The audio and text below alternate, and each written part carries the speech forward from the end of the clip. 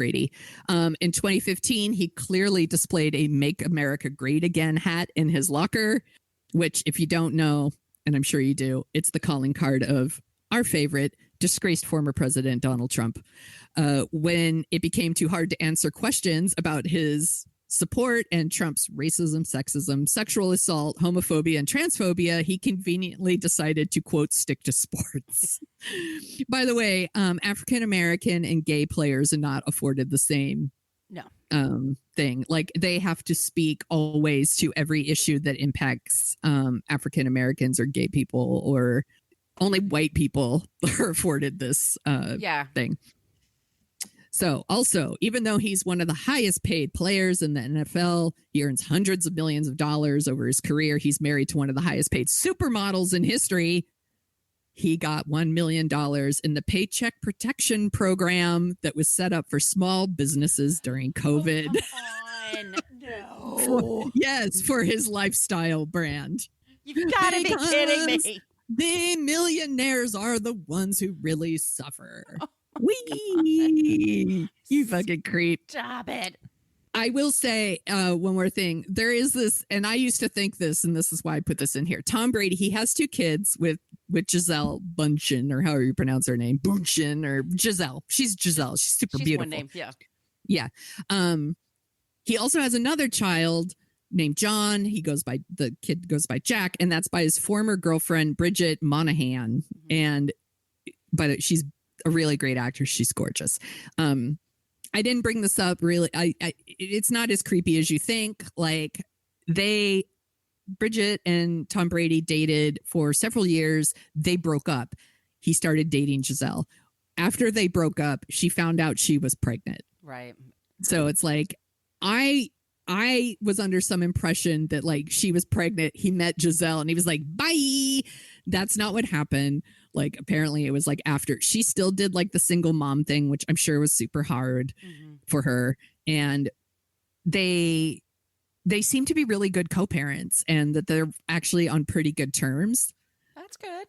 So I just wanted to say, like, once again, he's not like 100% creep. He's our lowest level creep today. Yeah. But by all accounts seems to be a good co-parent. And I wanted to put to rest that he didn't just ditch his pregnant girlfriend, which he didn't pull a Billy Crudup.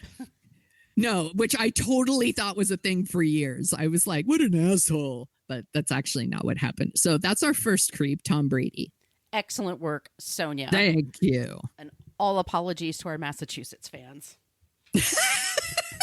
If you like the Patriots, it's fine. Like, it's just sports. You know, the friend. reputation. It's just sports. Come on, like, they know it.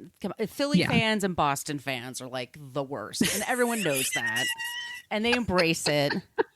It's part of the fun. Yes.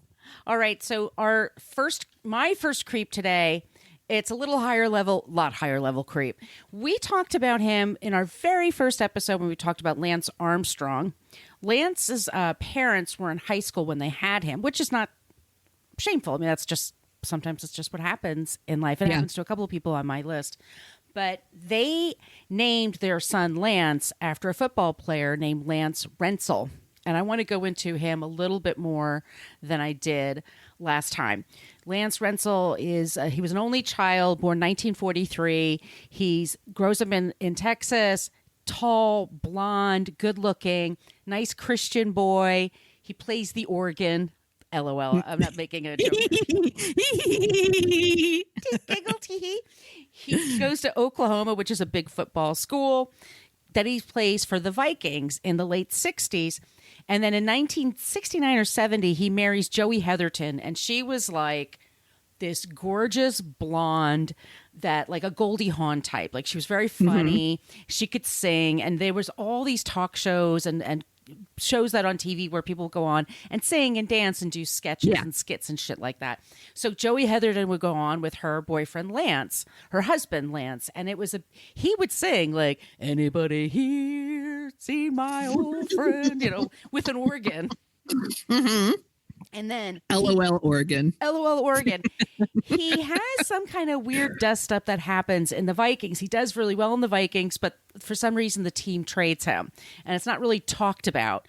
And so he gets sent to the Dallas Cowboys, which is, 1968-69 Dallas must have been a hoot. I mean, the discos and all that shit. Yes. And Joey Heatherton's with him. And so he's like, oh God, in Texas. They know who this guy is.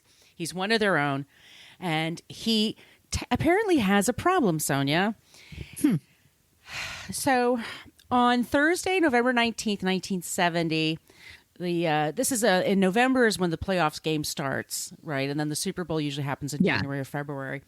And he's kind of freaked out about an upcoming game. And he's driving around his Dallas neighborhood in his Thunderbird. And he sees a 10-year-old girl on her front lawn. And he pulls over and exposes himself to her. And fucking creep. Turns out he had done this twice before in St. Paul. Never was arrested. He was always let off because he was a big football star. Yes. This time, this girl in Dallas, her dad is a big-time lawyer in Dallas, and said to the cops, "You're going to arrest him, right? My daughter," like the neighbor saw him do it. And so the neighbor took down his what's the license number? Yes. Like the whole neighborhood's like, get this asshole off the streets. Like this is what we do to protect kids. And he was who was the Dallas Cowboys coach for years? Tom Landry. He was the, wore the hat and everything like that. They put him on paid leave. They took him out for a few Such games. a punishment. Such a punishment. It was such an embarrassment. I mean, it was embarrassing for Joey Heatherton. She didn't know her husband was such a fucking asshole. Yeah. He gets traded to the LA Rams. And there are jokes that start happening. There's a lot of jokes about Lance and Rentzel and all these Lance jokes. And it's like, do you understand he's like akin to a child molester? Like this is so gross. It's so gross what he did. And he gets probation. He goes to LA. His wife leaves him, and then he gets busted with marijuana. So he's like, what do I do? And he's like, I know, I'll write my biography. That'll fix everything. That'll fix it. And it comes out in 1972, and it's called "When All the Laughter Died in Sorrow." That totally reminds me of the Jerry Lewis movie, like when the clown cried. When the clowns cried, yeah. And it's like 50 years after he dies, you could see it or something ridiculous like that. Oh my gosh! In this book, he basically says, "I'm not a pedophile. I'm not a sex creep. I'm not a sex pest. I'm an exhibitionist." And that's really my problem. First, he claims he's angry at her father that he had, because he's a prominent attorney. Like he's the reason why he got prosecuted for this. And that's the only reason why. Not because he committed a crime, but because he got caught. Because he got caught. And, right. And he also says, and we said this before, we'll say this again. If it's not one thing, it's your mother. It's your mother. His mother smothered him, and she was very meddlesome, Sonia. She just didn't give him a break. Moms, what are you going to do? She calls his victims liars, by the way. He gives her a chance in his book to write back to anything that he's saying because he's such a cool guy. So she writes back, and you see it in Italian. I read this fucking book, by the way. I could tell you guys. Anyway, I have it in the show notes, by the way. You can, if you want to buy a $30 copy of this piece of crap, you can do it yourselves. But let me just quote something to you. From page 26. "The humiliation crushed me. I was treated like a guilty man. Nobody even assuming I am innocent. Guilty though I was. I thought later it was a terrible thing that the press can do to a man, innocent or not, all getting painted in the same brush." He never mentions his victim. He barely. Now I went a step further because I'm writing a book right now, and I have to do a lot of research. And I belong to newspapers.com. I pay money, but it's very fancy. And I looked up all these articles about Lance Rentzel, all the major U.S. papers. Oh my gosh! In 1971, 1972. Nobody calls him a creep.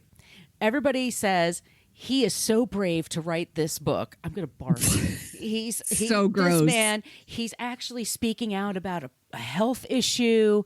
And part of his contrition is that he would speak to college psychology students and said, I'm not a pervert. I'm just a guy with a thing. Like I'm not an assaulter. Yeah. And look, it's just my kink, man. It's just my kink. It's just my kink, the Louis C.K. defense. All of these, and I'm looking at all these articles, and they're all like, God, he's so brave for speaking out, for doing disgusting. things. It's disgusting. You would think he paid a huge price. No, he didn't play football anymore after that. Lots of people don't get to play football, by the way. It's considered pretty tough. He also, after a couple of years after all this happened, he was hired by a sports magazine with a friend to go to the Super Bowl or the Sports Bowl starting in 1975 for the next few years. And they would dress up in goofy costumes and ask silly questions of the players, starting a tradition of asking silly questions of players at the NFL. That's because so he's being fun. so punished, Sonia. So fun. We don't know. He's never been arrested for it since then. I'm not sure. I think he's still alive, but I don't know what he's doing. But that's our creep today, our second creep, Lance Rentzel. And remember, once again, the book, When All the Laughter Died in Sorrow.